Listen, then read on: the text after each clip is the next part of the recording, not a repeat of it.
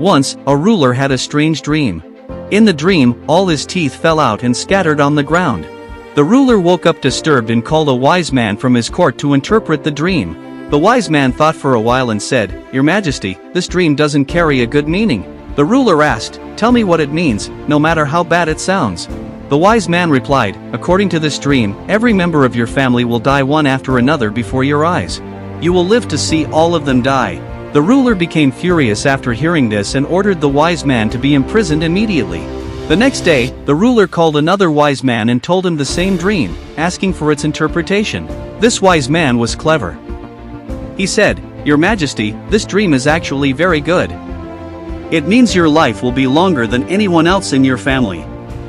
The ruler was pleased with this interpretation and rewarded the wise man with riches. My friends, if you think deeply, both wise men said the same thing, their meanings were identical. The difference was only in the way they said it. One man's words got him thrown into prison, while the other's words earned him great rewards. The lesson here is simple: how you say something matters more than what you say. No skill is greater than the art of communication. If you want to be successful, if you want to live a better life, learn how to express yourself better. Improve your communication, it can change your destiny. Rule number 2. There was once a man sentenced to death. When the time for his execution came, he was asked about his last wish. He made a strange request. He said, "I will tell my last wish only to the ruler himself." According to the law, every condemned man's last wish had to be granted, so he was brought before the ruler. He said, "Your Majesty, I have a very rare talent. But since I'm about to die, this skill will die with me unless I pass it on." The ruler asked, "What talent do you have?" The man replied, "Your Majesty, I can teach your horse to fly. My wish is to train your royal horse to soar through the sky so you can ride it among the clouds." Everyone in the court was shocked. "A horse flying?" they whispered in disbelief. The man said, "Please trust me, Your Majesty. If I fail, you can execute me immediately." The ruler thought for a moment and said, "Fine, I'll give you a chance. But if you fail, you'll be executed. How much time do you need?" The man replied, "It's a very complex task, so I'll need 2 years to complete it." The ruler agreed and gave him 2 years to train the horse. When the man returned to his cell, one of his fellow prisoners who knew him well asked, "What nonsense was that? You can't even ride a horse, how will you make it fly? Why did you say that to the ruler?" The man smiled and said, "Look, I was going to die anyway. Now I've bought myself 2 more years of life. My sentence is postponed, and I have another chance to live. In 2 years, anything can happen, the ruler might die, the horse might die, or maybe, just maybe, a miracle could happen and the horse might really learn to fly." So friends, the lesson is, when life gives you problems that seem impossible to solve, don't give up. Buy yourself time. Don't lose hope or quit too early, keep trying, because sooner or later, you'll find a way out. Rule number 3.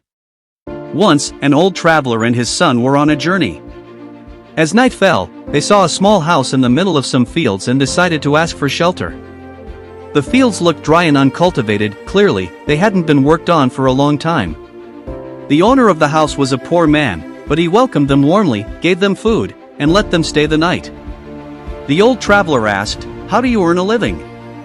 The man replied, "We have 1 buffalo. We drink its milk and sell the rest. That's how we survive." The traveler also asked, "Whose fields are these?" The man said, "They are ours." The traveler was surprised. He realized that the buffalo was the reason they remained poor and lazy.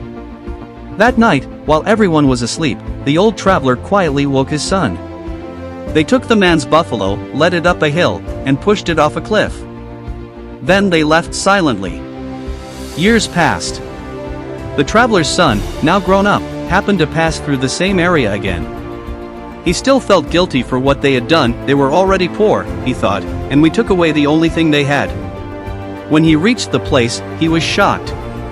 Where once stood a broken house and barren fields, now there was a large, beautiful home surrounded by lush green fields and fruit trees. He met the owner, the same man who had once been poor. He asked, "How did your life change so much?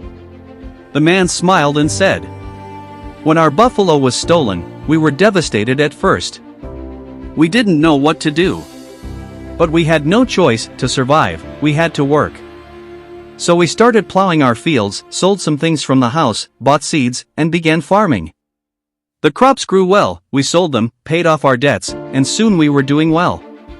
Now, we live comfortably, these orchards and fields are all ours. And honestly, I bless that old traveler who took away our buffalo, because if he hadn't, we would have never changed." So, my friends, the third rule is this. Every unsuccessful person has a buffalo in their life, something that keeps them lazy, afraid, or stuck in one place. Find your buffalo, and push it off the mountain. Only then will you grow. Learn something new, think something new, and do something new every day. Learn. Grow. Live.